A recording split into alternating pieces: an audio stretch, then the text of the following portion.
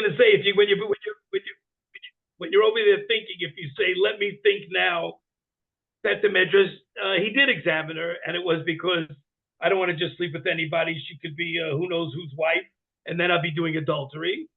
So maybe he did some checking in that manner and thought, okay, this is good enough. And in those days, yeah, I got a lot of questions on you. Say that it's whether you put water in it or whether you did not put water in it. Ella Ashala Sos came Likatila. However, ideally, you're not supposed to do this. Kidesho ye mezalzo b'davar choshev shenitna ilui perish l'shvach ad shikvor bracha lasman. Whether still, even though it's mutter likatila, it's usher to likatila to do this because you should not mezalzo, shouldn't belittle, disgrace something which is so choshev that it has been improved so much that it's now having its own bracha, right? You don't make the same bracha on wine as you do on grape juice or limon juice, right? You make the bracha that's conveyor for wine because it's special. It's improved to such a high degree that you make a great priyagafen on the bracha of over wine. So therefore, it's a zilzul to degrade it to the status of using it as a liquid, a cleansing fluid to wash your hands with. That's all. If you have, of course, if you have no water, and it's either washing with wine or not washing, so you should wash with the wine apparently. But let's say, just this question now, well, let's say you could wear gloves. We learned previously, if you can't wash your hands properly for some reason or another, if you wear gloves, it's perfectly mutter to eat your bread, right, wearing gloves. So what's more litchatchila? To wash your hands with wine, or perhaps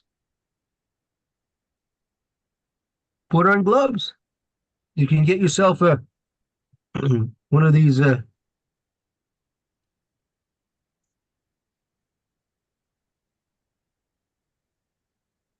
rubber gloves that they sell. They say you can buy them $250 in a box. They cost about 5 agarot each, maybe less. Or you could spend your 150 bottle of Cabernet on your Natilas Yadayim. What should you do? So that I don't think they asked that answer that question directly.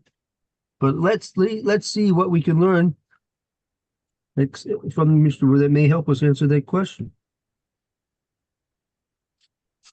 Samech Aleph in the Mishna. Okay, Samech Aleph. Whoops. There it is. It says Ella Shasor. Okay, La Sokain. Hainu ben Natan letocho mayim ben lo Natan devikulam mikre yayin chashuv v'koveya rachal atzmo kedil kaman b'simin reish ayin bet tzif hey. Okay. 61. It says, but let's see, it's forbidden. Let's see, Hainu ben Natan letocha, whether you put water in it or you don't put water in it. Let's see. The kulam in both of them. Mikre yayin. Whether you put water in to dilute the wine or you didn't dilute the wine, it's still considered to be wine. Oh, and chashu, it's important, the koveya, and the bracha is fixed unto itself, has its own bracha. As will be explained in Reish Ayin Bet Sif. Okay, very good. Samik Bet Latzmo for itself. Borei Pregafen. Okay, the bracha for itself is Borei Pregafen. Aval B'Sha'arei Mashkin Me Parot.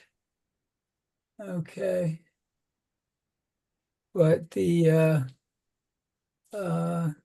rest of the liquids and fruit juice, Delo Nitalu Bivracha Bifnei Atzman. Okay, they do not have a blessing specifically for themselves. Note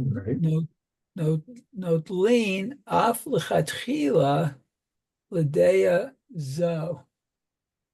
Okay, so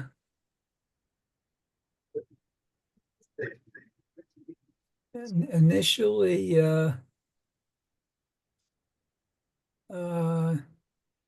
what they wash.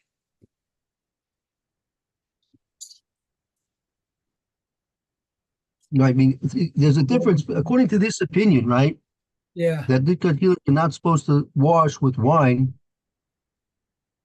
because it gives the reason, because it's something which is chashuv, and what's the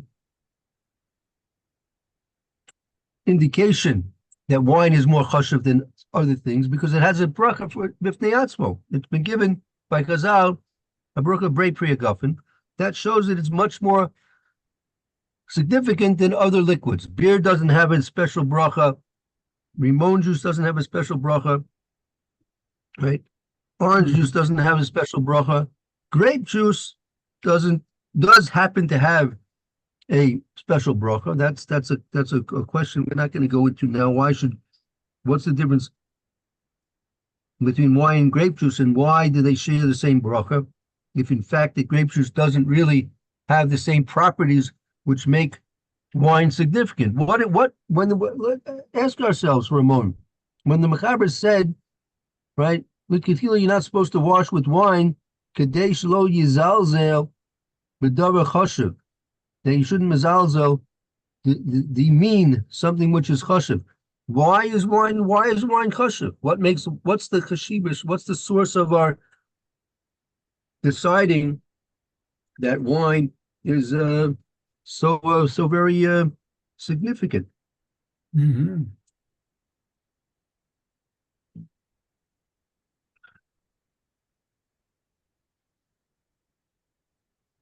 Any ideas?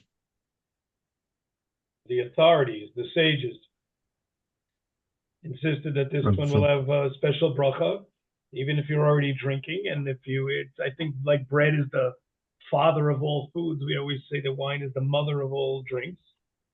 Its history, you mean, in the Torah? Go back to the time of the grape of Adam and Chava and Noach and all those things. But the reason I do it is because I was told to by the sages, my grandpa. Well, even Noah got drunk on wine. He drank wine. Yep. So can we apply the same to grape juice? Yeah, I think in those days, grape juice, if I remember correctly, when I've juiced grapes in my life, in days it had turned to another animal. So I think grape juice, you told me Kohanim can't drink grape juice more than a Revi'it and then go up in Duchen, I would understand, because unless on a Yom Tov somebody had a grape machine flying, which they didn't, which means it was made last night, by the time the morning, I think it already has some alcohol content. What do I know? But I just know that it's different than the wines of today. That grape juice, in a few days or in a few hours, probably gets a little right? Wild. That they didn't really have grape juice wasn't really at their disposal because, as you said, it would fairly quickly turn and start turning into what they would call yain megito or yain toses. Would start to for the process of fermentation begins almost instantaneously. Oh. Maybe not be noticeable, but it's beginning almost instantaneously. Hmm. Okay. Okay. It's worth looking. Look at the beer halakha here. In my pageation, the top line in the beer halakha, you shouldn't wash with wine according to this opinion. That's litratila under ideal conditions. Everything else being equal, do not wash with wine. Look at the Mr. Brewery here.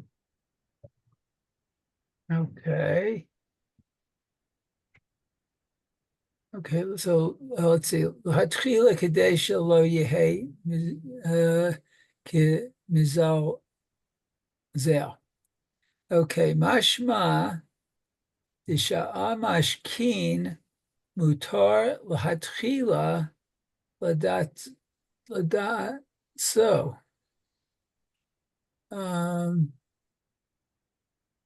L'deazu. L'deazo. Oh, okay. L'deazo. V'chein katav hagra. Okay, so what's that? Let's see.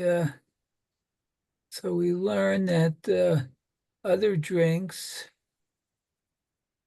the sha'ar mashkin mutar permitted initially, according to this opinion, and so writes the Gra. Vida the shitat haposkim hamuvo arim b'siman kufay and olives asur af b'sha'ar mashkim mishum hefsed achalin v'tzarich v'tzarich iyun. Oh. Contempt of foodstuffs. Okay. Right. So you should know. Hefsed. So Hefsed right, is so a what's it called when a person passes away? You give a hefsed, right? well, hefsid Oakley. That means you're destroying food. It's a separate prohibition of destroying food. Food you should not destroy. You should not destroy unnecessarily food, right? So you shouldn't wash with orange juice. Is that what you're saying? So according to Mr. Brewer, Dala Shitazu, you should know according to these posting, Sim Kupai and Aleph, Usser, it's Usser, Abshar Mashkim, even other beverages, Mishum Hefsid Oakland, right? So you're not supposed to even use any other, not supposed to do orange juice or anything else. It's not Unless, wasting of course, it. I need it to eat though. It's not that I'm just wasting it. I'm using it to wash my hands. No. that's it's not Shar Mashkim, other beverage is not going to be any more stringent than wine. Right. Right. Wine, as the Mechaber says here, ideally, under ideal situations, you are not to do this. But again, if you have no choice, so it's permissible. But then to answer the question I started out with, let's say you have a choice between wearing gloves. You have your 10 agorot, 5 agorot pair of gloves you can pull out of your box of 250 plastic nitrate gloves, and you can put them on, and you can go ahead and eat your bread without the necessity of washing your hands. Or, as I said, you can take your 150 shekel bottle of Cabernet, and you can use that to wash your hands, right? So here we see in the Be'er Halacha that there's another aspect in what we call hefsid oichling, meaning if you obviously then, l'chora, obviously if you can put on gloves and avoid the hefsid oichling, if you can avoid destroying even grape juice, even orange juice, and certainly so much more so if it's going to be wine. If you can avoid that, l'chora, you're obligated to avoid it and put on gloves then. L'chora. Okay.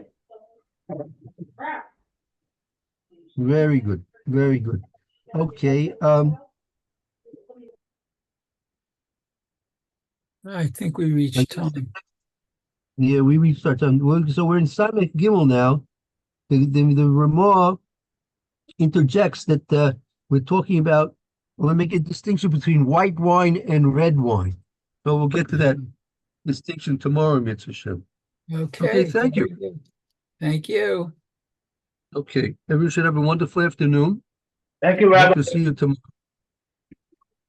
Very good, Mitzvah Shem. Mayor. Okay, both to you, Lou. Very good. Be well, everyone. Okay, bye now. Thank you all. Shalom. See you, Raphael.